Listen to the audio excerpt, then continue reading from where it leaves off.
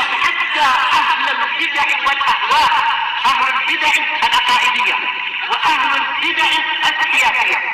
أنا أقول بيننا وبينكم السلف، بيننا وبينكم الكتب، كان فيقول البدع بيننا وبينكم.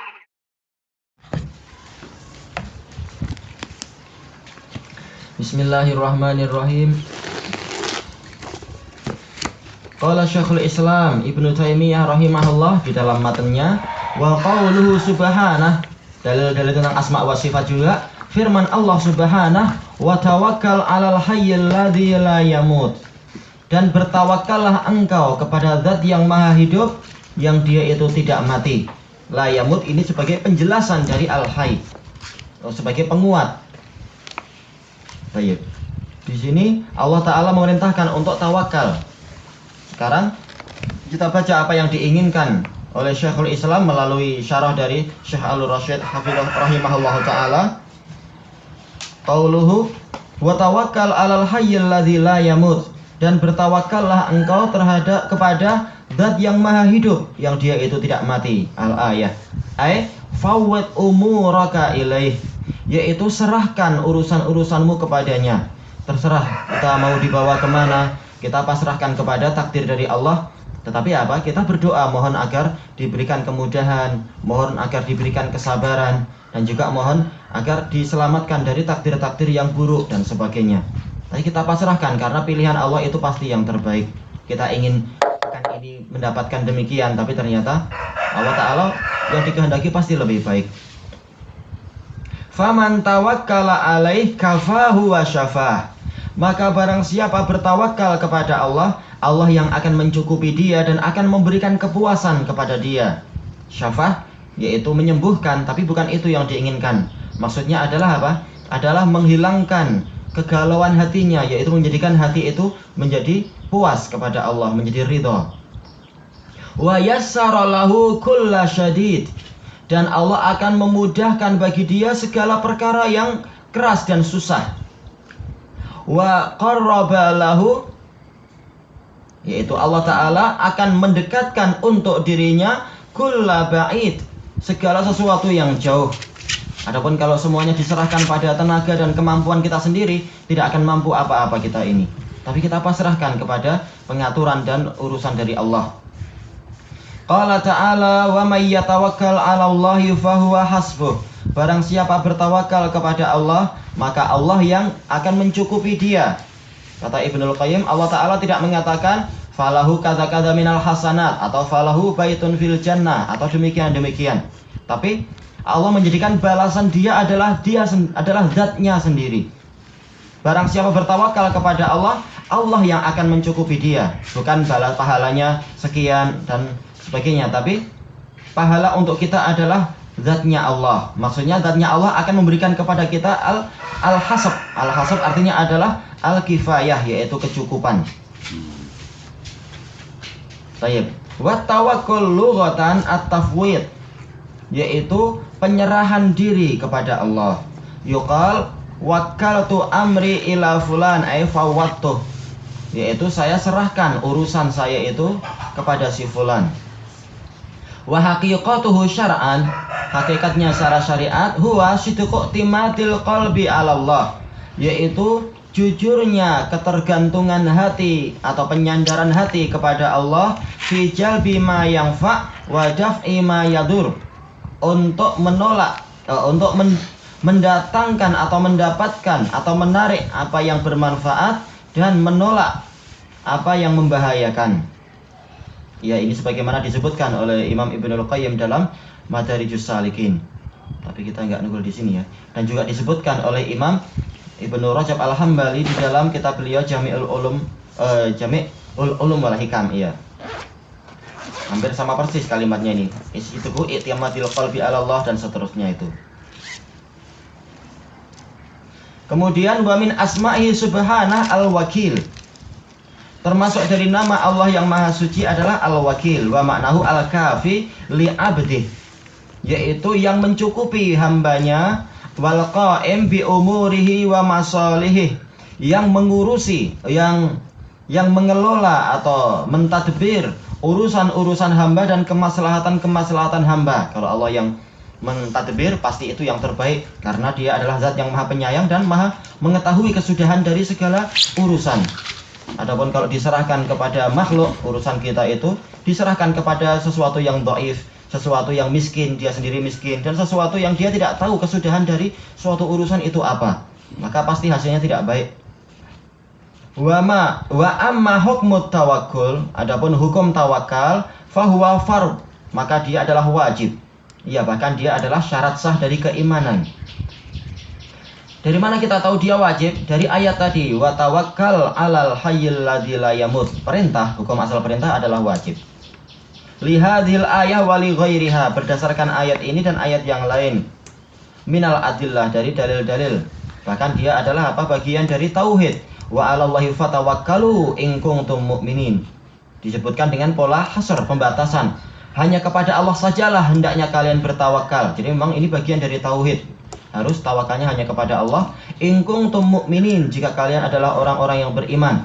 Menunjukkan itu adalah syarat sah keimanan. Tayyibqal wa huwa la yunafil akhdha bil asbab. Dan tawakal itu tidak bertentangan dengan mengambil sebab. Kenapa? Karena tawakal itu amalan hati, ibadah hati. Sementara mengambil sebab itu adalah ibadah anggota badan. Maka tidak saling bertentangan. Masing-masing diletakkan pada tempatnya. Bal yujami'uh, bahkan tawakal itu bergabung dan bersatu dengan mengambil sebab. Kama fi hadis Umar radhiyallahu anhu alladzi rawahu Ahmad wa Tirmidzi wa Nasa'i wa Ibnu Majah wa Ibnu Hibban wal Hakim. Sebagaimana dalam hadis Umar yang disebutkan oleh para a'immah itu tadi, anna Nabiyya sallallahu alaihi wasallam qala, bahwasanya Nabi sallallahu alaihi wasallam bersabda, "Lau annakum tawakkaltum 'alallahi haqqa tawakkuli."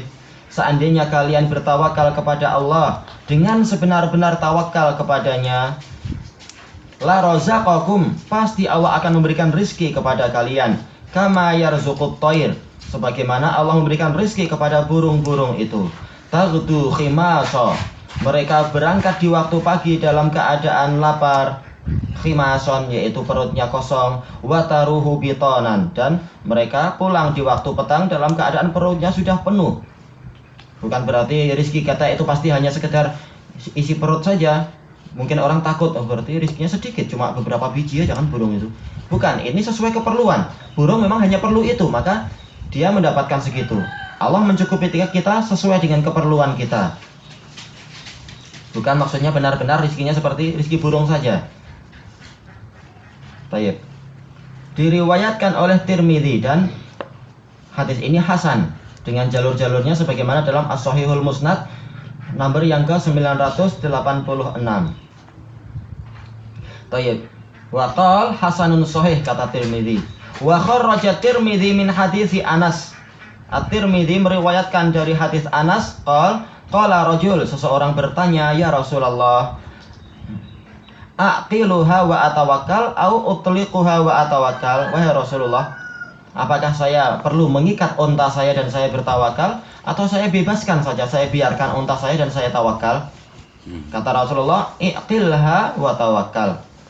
Ikat dia dan tawakallah kepada Allah. Dzukira an Yahya al-Qattan, Yahya bin Sa'id al-Qattan, anahu qala huwa indi hadisun munkar. Menurutku ini adalah hadis yang mungkar. Walaupun maknanya benar, tapi hadis ini mungkar.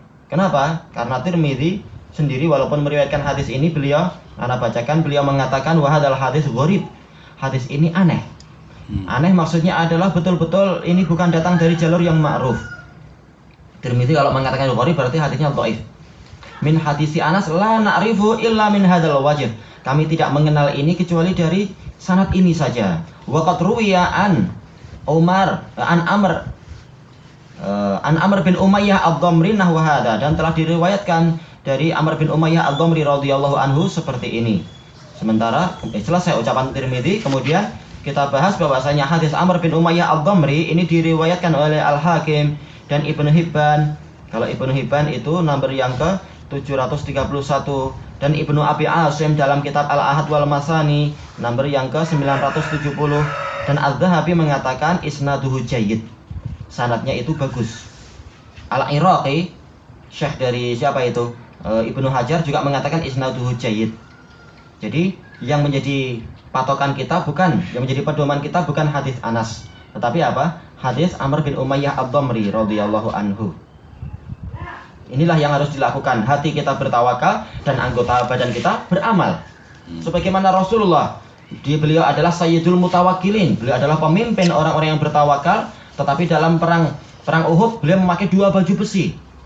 Kalau orang-orang sufi akan mengatakan, oh ini mengurangi tawakal. Tetapi orang sufinya yang mereka adalah orang-orang yang jelek. Demikian pula ketika perang Khandaq, Rasulullah dan para sahabat mereka adalah para pemimpin dari orang-orang yang beriman dan bertawakal pada Allah. Tapi apa yang mereka lakukan? Mereka menggali parit-parit itu, menggali longkang-longkang yang besar yang kuda pun tidak mampu melompatinya untuk membendung serangan musuh. Ini menunjukkan bahwasanya tawakal itu tidak bertentangan dengan amalan zahir, tidak bertentangan dengan apa? Mengambil sebab-sebab. Sebagaimana hati kita tawakal kepada Allah, tapi kalau kita lapar kita makan. Jangan mengatakan nanti kalau Allah menghendaki makan masuk perut, masuk sendiri. Ya enggak masuk-masuk. Karena Allah Ta'ala menjadikan segala sesuatu itu ada apa? Hubungan sebab akibatnya.